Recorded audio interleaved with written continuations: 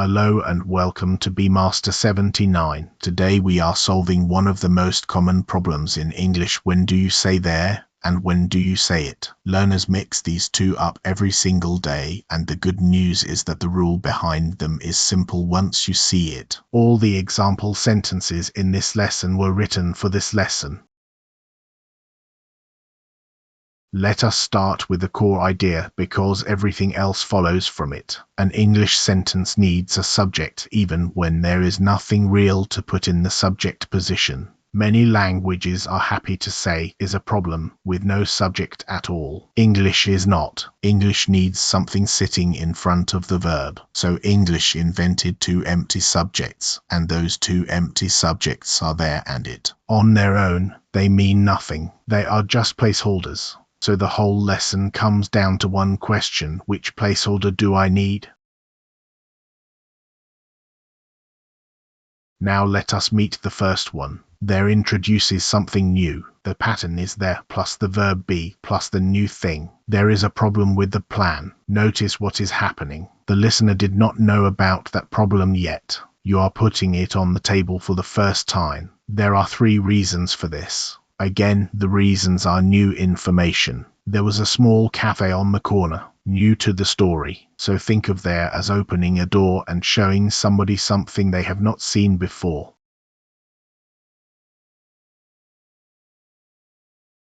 Here is the first thing learners get wrong: agreement. There itself is never singular or plural. The word that decides is the noun that comes after the verb be. So you look forwards, not backwards. There is a book on the table. A book is singular, so we use is. There are books on the table. Books is plural, so we use are. Now watch these two carefully. There is a lot of traffic today. Traffic is uncountable, so we use is. There are a lot of cars today. Cars is plural, so we use are. A lot of does not decide anything. The noun after it decides.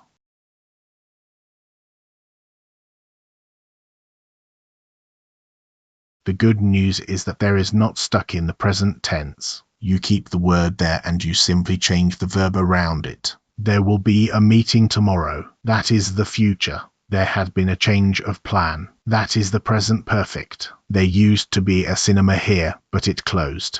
That is a past habit, and 2 very useful ones for writing. There seems to be a mistake. That softens your claim and sounds careful. There might be a delay. That expresses possibility. There seems to be and there appears to be are excellent in academic writing, because they let you make a point without sounding too certain.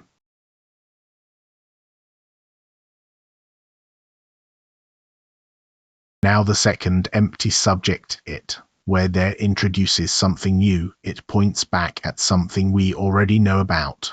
Listen to this pair. There is a problem. It is serious. The first sentence uses there because the problem is new. The second sentence uses it because now we both know about that problem. I bought a book. It was expensive. It means the book. It is on the table. That sentence only works if we already know what we are talking about. So remember, this one line there introduces, it continues.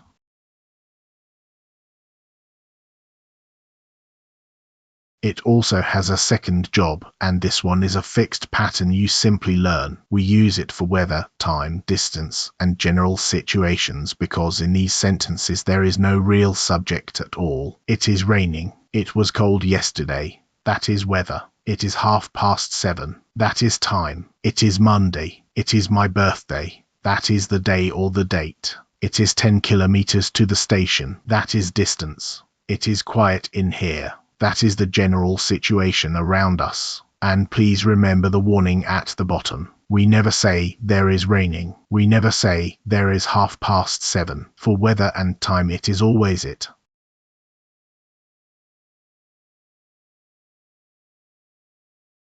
Here is the pattern that makes your writing sound natural. It can act as a preparatory subject. The structure is it plus be plus an adjective plus a to infinitive or a that clause. It is important to arrive early. Grammatically you could say to arrive early is important, but that sounds heavy and old-fashioned. English strongly prefers to put the long, heavy part at the end of the sentence, so we push it to the back and we put it at the front to hold the place. It is difficult to learn a language. It is clear that prices have risen. It seems that nobody told her. That last one is very useful when you want to report something carefully.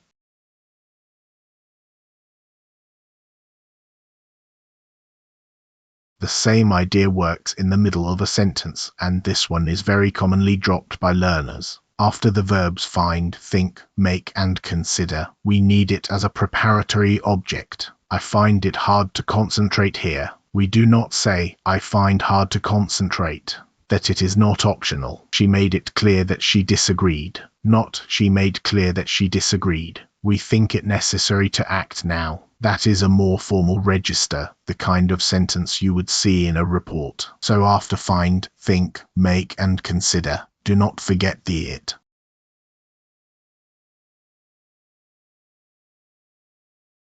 Let us turn all of that into one decision test you can use in real time. Ask yourself, am I introducing this thing, or am I continuing about it? If you are introducing it, use there. The thing is new to the listener, and it is usually followed by a, an, some, no, or a number. There is a taxi outside. There are two options. There has been an accident. If you are continuing, use it. The thing is already known, or there is no real subject at all. It is outside, meaning the taxi. It is raining. It is important to decide. And here is a fast shortcut at the bottom of the screen. If the word or would naturally come after the verb, you probably want there.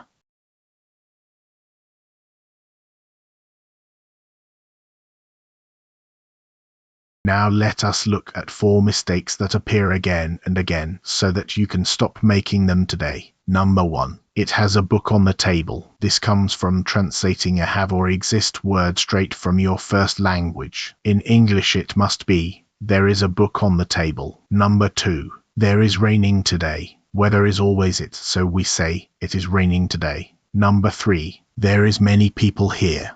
Look at the noun after be. People is plural, so it must be, there are many people here. Number 4. I find difficult to speak fast. The preparatory object is missing. It must be, I find it difficult to speak fast.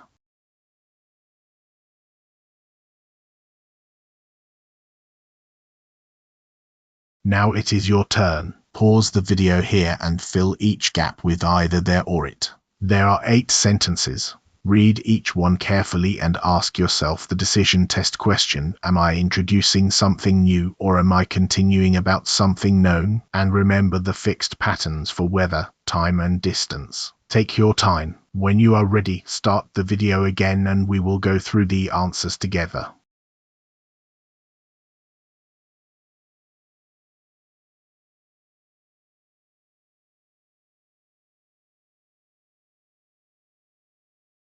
Here are the answers. 1. There is a lot of noise outside. New information, and noise is uncountable. 2. It was very cold last night. That is weather. 3. There are 2 ways to solve this. New information, and ways is plural. 4. It is 9:30 already. That is time. 5. I find it useful to make notes. That is the preparatory object. 6. There seems to be a mistake in the bill. You are introducing the mistake and seems to be softens it. 7. It is 50 kilometers to the airport. That is distance. 8. There have been a change to the timetable. New information in the present perfect. How many did you get right?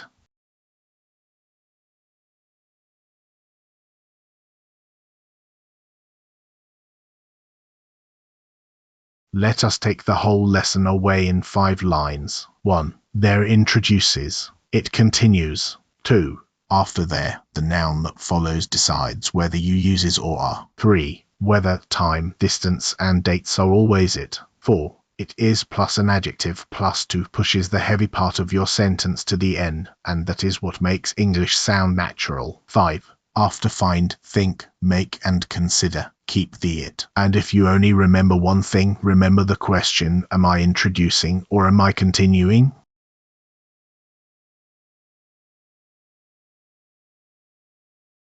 Thank you for watching. Here is your homework. Write 1 sentence with there and 1 sentence with it and put them in the comments. I read them. and a reminder that every example sentence in this lesson was written for this lesson. Subscribe to BMaster79 for more grammar and IELTS lessons. See you in the next one.